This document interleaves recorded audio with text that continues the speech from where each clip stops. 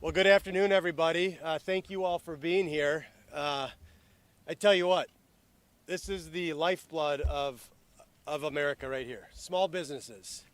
I'm Congressman Brad Finstad. I represent Southern Minnesota's 1st Congressional District. And I have the honor of representing a really unique district. I have a district that in some counties we have more pigs than people. We have a large, strong agriculture base, and when I think farmers, I think small businesses. We also have a very strong manufacturing stronghold in southern Minnesota, and we are the home of the Mayo Clinic. And so a very great, unique district, 21 counties spreading across the entire southern part of Minnesota. And I'm happy to be here today with the men and women that make America work. When I think of small businesses, I think of the 90+% of those businesses that are providing jobs for my neighbors, our neighbors. And as I look at where we are with our small business communities and the need for us to go on the offense and to tell our story about the great work that we do to provide economic opportunities for our neighbors, it's important that we regain that strong seat at the table. And so I'm happy to be here today to talk about my bill, recreating the White House Conference on Small Businesses.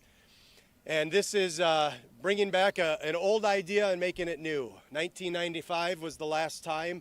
By the way, that's about the time I graduated from high school. The last time we had this conference, and it is high time that we put small businesses again at the driver's seat. For far too long, small businesses in our country have been on the receiving end of the rules and regulations and legislations. And by the time it hits our doorsteps, we then have to look to our left and look to our right, and we realize quickly we don't have a stable full of lawyers. We don't have a stable full of compliance officers. I'm willing to bet that the men and women behind me are the CEOs, the CFOs, the janitors, the HR directors, the compliance officers. You do it all.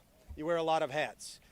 And so it's high time that these folks have a seat at the table so we can be proactive and not reactive. Give small businesses an opportunity to be at the table to talk about the business climate in our country, to talk about ideas that will help them expand and grow and to provide those great jobs for our neighbors, but moreover, to make sure that they have a voice in the regulatory side of things. So as we debate issues in Congress, as the executive branch and the rule makers are deciding the rules and regs, that they talk to these folks first, not last.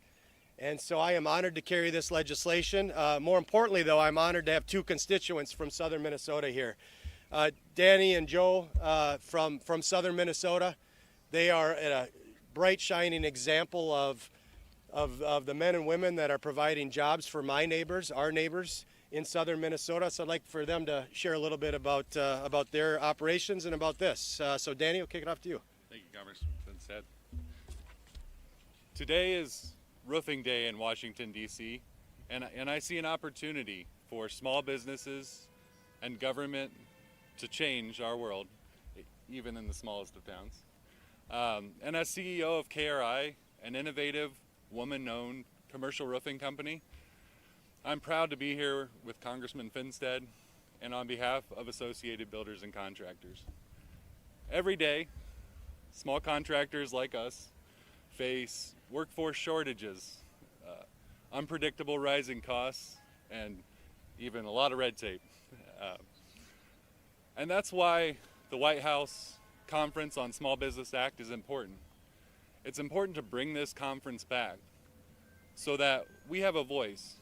Small contractors and businesses like ours have a seat at the table when decisions are made. Decisions that impact our ability to meet our standards for quality and safety, and most importantly, to make sure that we get our projects finished on time. So thank you for allowing me to speak today, and I look forward to continue working with Congressman Finstad and colleagues to support small businesses in Minnesota and across America. So thank you.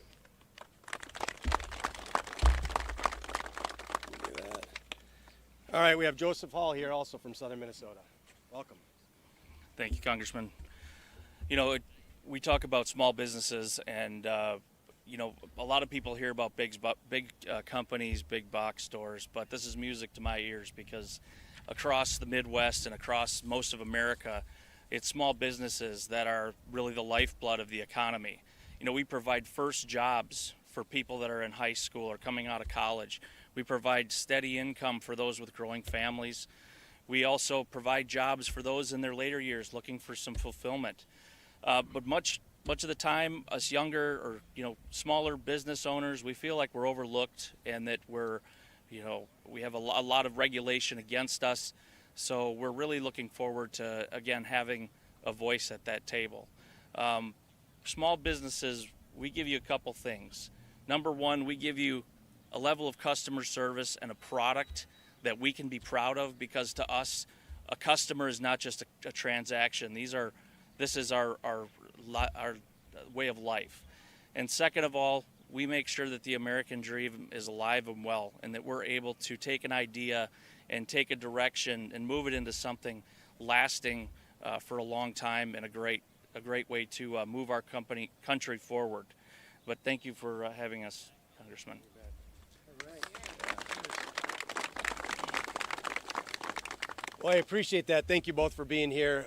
It's always a great day when we can bring our small town, rural Minnesota values to Washington, D.C. I think if we did a little bit or a lot bit more of that, we would clean this town up and would clean this country up.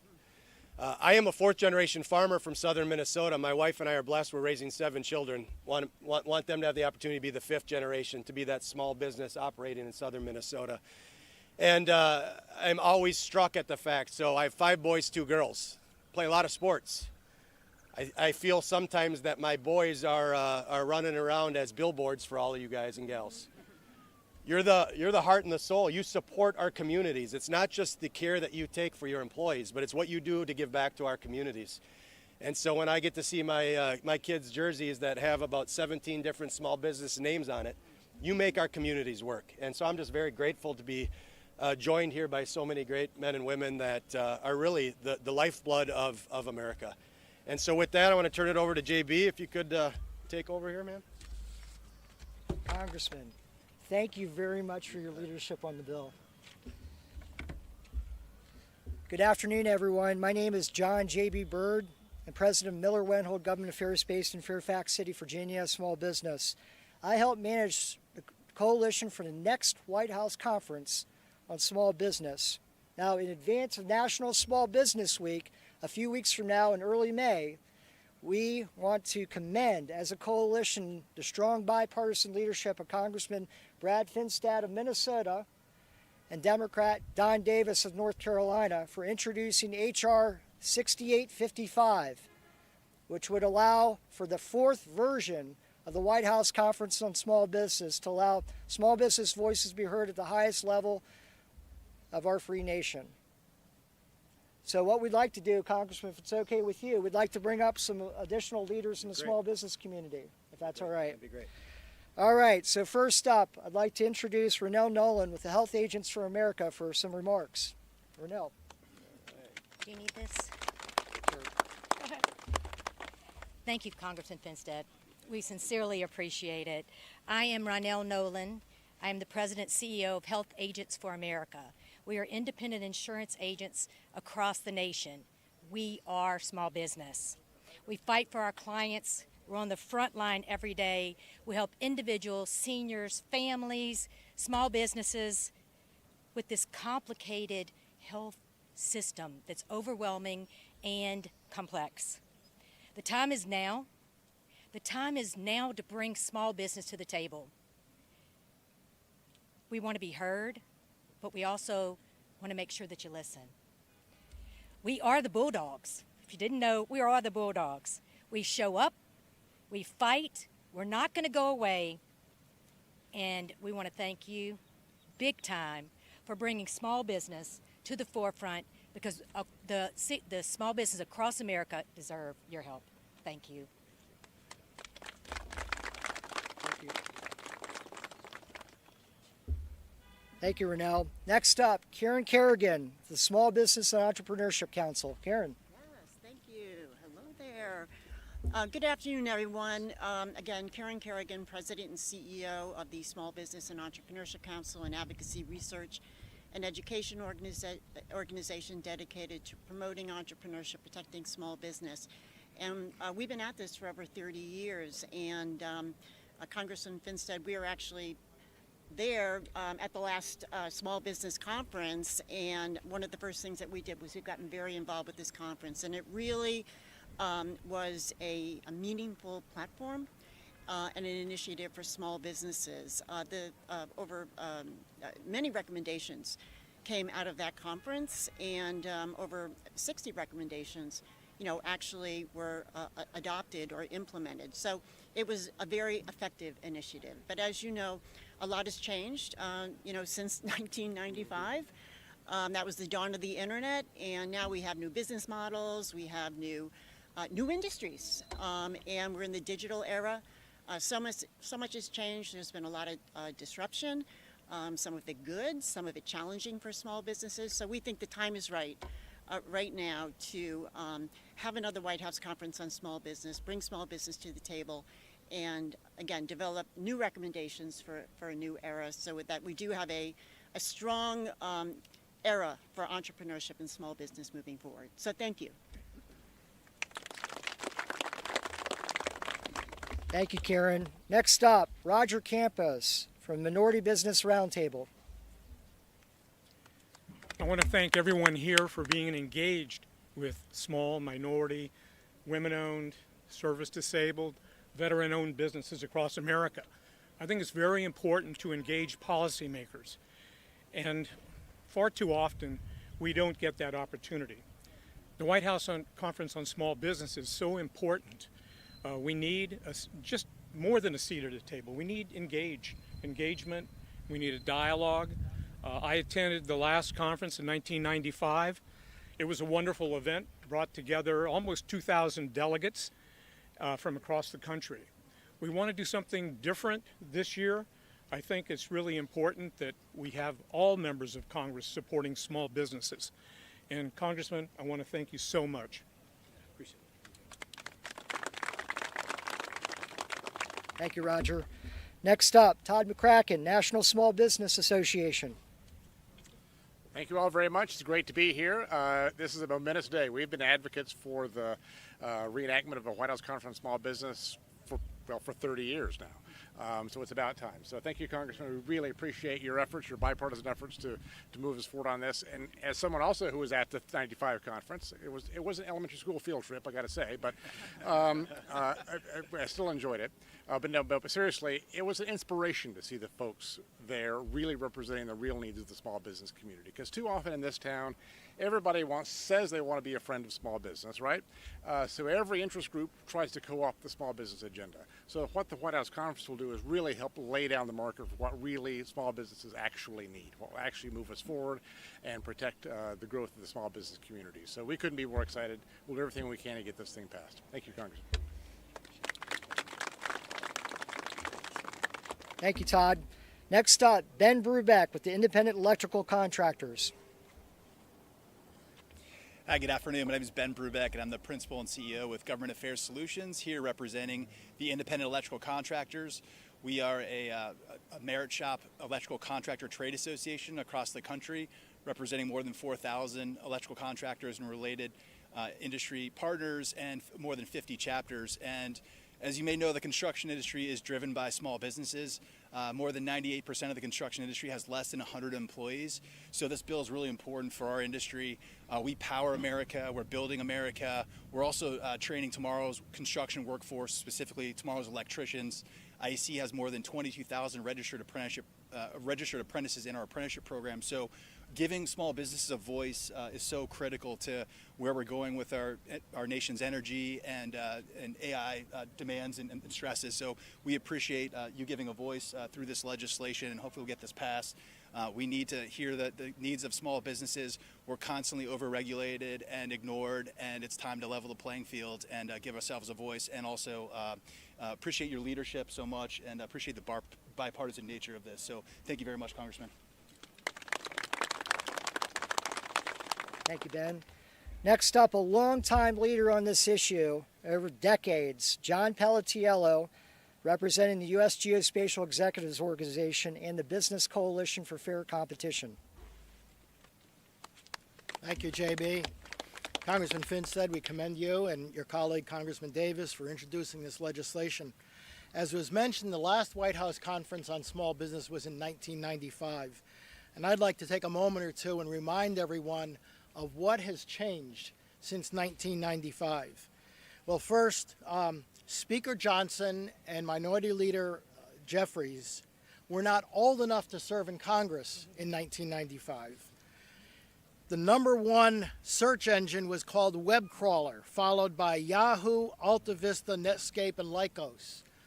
Most of you have probably never heard of those. Google was not yet created. Amazon was 1 year old. The first cellular system had not yet been launched. The Dow was at about 5,000. Today it's at 50,000. The national debt was at 4.9 trillion. Today it's at $39 trillion. I can go on and on. GPS wasn't available for high precision navigation. We were still using paper maps in 1995. Facebook and Twitter still had not been founded. So the point is that we're obviously operating under a very different business climate, a very different America. Since 1995, we'd have 9/11 and we had COVID, both of which greatly transformed the markets in America. So the White House conference is so critically important, as was said before, so that there's a platform, there's an agenda, there's a voice and a seat at the table for small business. One of the top recommendations of the 1995 White House Conference on Small Business was that Congress and state legislatures prohibit competition by the government or nonprofits with the small business entrepreneurs like those standing here with me. Congress has not reformed that. Congress hasn't reformed the tax code with regard to nonprofits. In 1995, the Code of Federal Regulations was 138,000 pages. Today it's 185,000 pages, a 47,000 page increase in that red tape and regulation that small business has to comply with. In 1995, the federal government had 1.4 million federal employees, not including the Postal Service or men and women in uniform. Today, it's at 2 million, a 550,000 increase in a federal workforce, 37% growth. So it is extraordinarily difficult for small business to survive with those kinds of trends. That's why this bill at this time is so absolutely necessary. So congratulations and thank you, Congressman. Thank you, John. Next up, Chad Eli, CEO of Voight's Motor Coach Travel on behalf of the Minnesota Charter Bus Operators Association. Chad.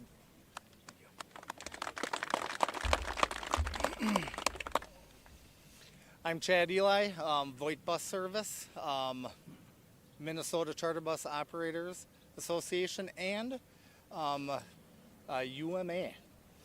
Thank you, Congressman Finstad, the introduction of the House Resolution 6955, the White House Conference on Small Business Act of 2026. Considering the success of the previous conference, it is hard to believe it has been 3 decades since the last one. The White House Conference on Small Business brought together entrepreneurs and officials to shape national economic policy, resulting in over 60 recommendations affecting small businesses. These accomplishments affect every small business today positively, whether they know it or not, from reducing regulations, taxes, and access to capital. Much has changed in the last 30 years. Computers, internet, AI, international trade are just a few items that were not considered then. For you to be able to put this through, help everybody around here, that means a lot, especially to your home state, Minnesota. Thank you. Thank you, Chad. And last but not least, the host of our session today, Ken Presley, with the United Motor Coach Association.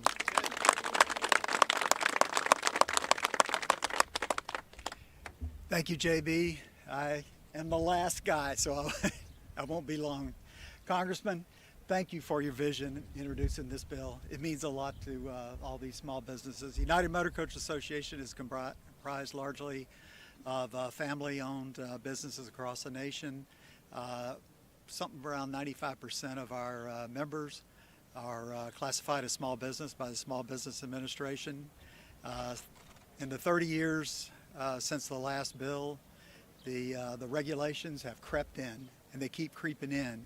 And small businesses bear those regulations disproportionately than larger corporations.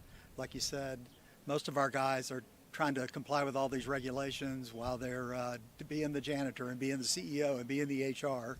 That most of them do not have a compliance officer in their business. So we appreciate you recognizing small business. I want to thank all my coalition partners that we've been working with.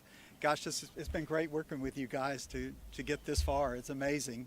And particularly JB. JB keeps us all moving, keeps us in motion. So thank you, JB. And I want to thank all of the UMA members that are here for our annual fly-in and coming out today to help us get this launched. I want to thank Chad Ely from Voight's Bus. Thank you, Chad. I want to thank Joe Hall from Hall's Alaska Tours. Thank you guys for taking the time to be out here. Thanks.